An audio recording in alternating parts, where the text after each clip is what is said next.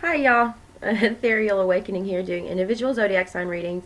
This one is for Capricorn. Sun, Moon, Rising, Venus. Check your North Node. Um, Thank you, all the subscribers, new subscribers, returning subscribers, existing subscribers. I appreciate you, and every day that I have a growing subscription list, I really feel the appreciation, and I hope that I extend that to you as well. So, without further ado, Spirit, what messages do we have for Capricorn? Sun, Moon, Rising, Venus in the sign of Capricorn. Spirit, what messages do we have for Capricorn? Sun, Moon, Rising, Venus in the sign of Capricorn. Spirit, what messages are for Capricorn? All right, that feels good. And off we go. First two cards are current energy. Six of Cups. Judgment. Heart space. King of Pentacles. Capricorn. Eight of Pentacles. Possible outcome. Five of Swords. Ace of Rods. And underlying energy, which you might not be aware, Emperor. Ooh. Seven of Cups and Three of Pentacles. So this Emperor is checking out himself, looking at his emotions, what he's found emotionally fulfilling in the past, because this is my past direction. That way, yeah, facing the camera, that would be, he's looking in the past. When I turn it around and faces me, it's my past direction. So yeah, that way. And you know what has been built, you know, around him. What has come together? What his relationships look like? What his work relationships look like? What his friends and family looks like? What all of those units look like through past emotional endeavors, like, you know, self-seeking and instant gratification, temporary pacification, how that's built up around him. He is in the Emperor. So this is coming from a position of honest and in-depth, appreciative, compassionate self-appraisal. Bravo, Cat. In the current energy, we have a decision made that this Six of Cups energy of the nostalgia and the childlike wonder of the world, and you didn't have a care because, you know, all your needs were being met, you know, returning back to that feeling, because in deciding that, magic happens.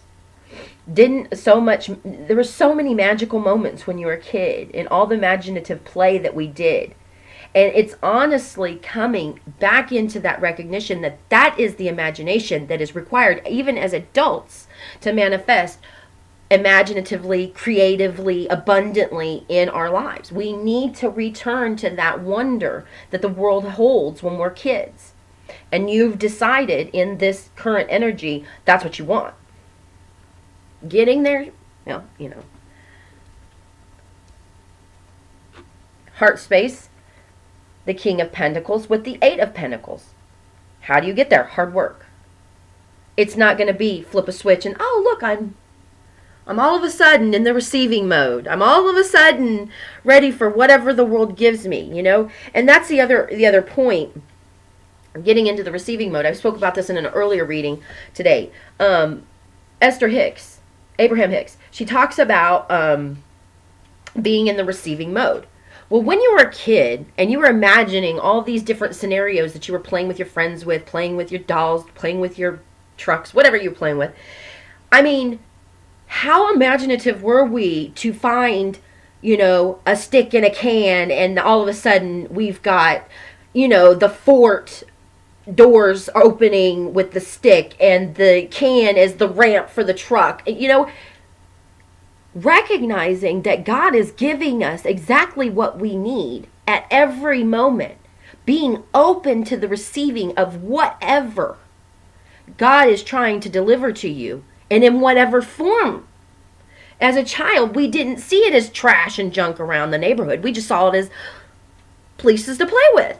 And that's exactly part of the getting in the receiving mode that is so important. God will provide you with what you want. If you turn your nose up at what God is providing you because of where it came from, if you say, oh, I wish I had extra money, and all of a sudden you're driving down the road and you notice all the cans on the side of the road, what do you think God's trying to tell you? Go pick up some cans. Recycle them. There's some extra money. God doesn't know the difference between you having to jump up and do some work to get, a few extra bucks and, $1 million check. And if you're turning down the little thing, the cans on the side of the road, what do you think? You think the guy's just going to be like, here you go, yeah. You didn't see the abundance in picking up cans and beautifying your land, your home, your planet, but you think God's just going to gift you some $1 million because you got this great grand idea? Doesn't quite work like that. So this is that getting into the receiving mode, and you're recognizing the hard work that it's going to take to actually, getting out of some pre-programmed ideas of what abundance is and where the gift of the receiving mode is going to come in from. How to get there. How to get into that receiving mode where you see the world is offering you so much stuff and then being open to it. In the possible outcome, we've got the 5 of Swords with the Ace of Rods. And this is the energy of if anybody is going to be contrary to your newfound motivation, you might be excluding them.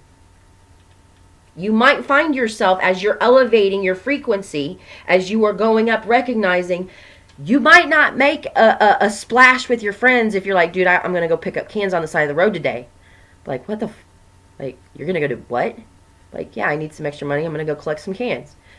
And if they don't like it, sit and spin, No, I wouldn't say that. But you know what I mean? Like, it doesn't matter. Their opinions of what you're doing, you're honest, your truth is that you're doing something that's beautifying your planet. You're taking ownership of your planet. And you're doing the little bit you can to get a little bit in your pocket. And God's going to smile on that. And you might lose some friends. You might have to cut out some people who are going to just try to bog you down. Cap, it'll be worth it. That Ace of Rods beginning is always going to be worth it when God hands it to you. So I'm going to pull an advice card from my Chapel of Sacred Mirrors deck by Alex Gray.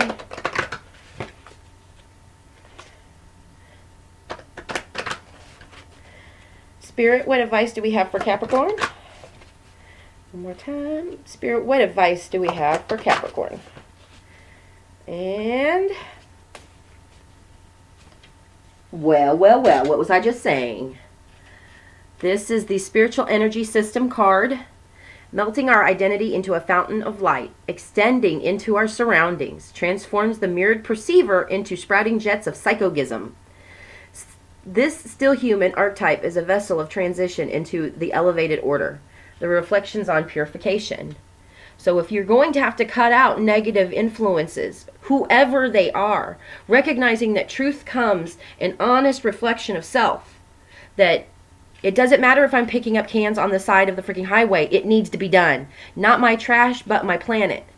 And I needed a couple extra bucks. So I'm doing what I need to do, what God is directing me to do. If you don't like that idea, you don't get to negatively influence me anymore. And, small me, because when somebody gives you a hard time for something like that, that's their fight to fight, not yours. They're just projecting onto you. So let them fight their fight internally while you fight yours for the good fight. It's all in pursuit of the good fight. That's the first recognition. But their fight and projecting onto you, that's not for you to fight. Their negativity that they have on you, anybody who would be like, what the hell, instead of, whoa, bro, that's awesome. Maybe I'll come join you. Maybe they don't need to be around you right now. Maybe they've got to fight while you fight yours. That's all I got for you, Cap.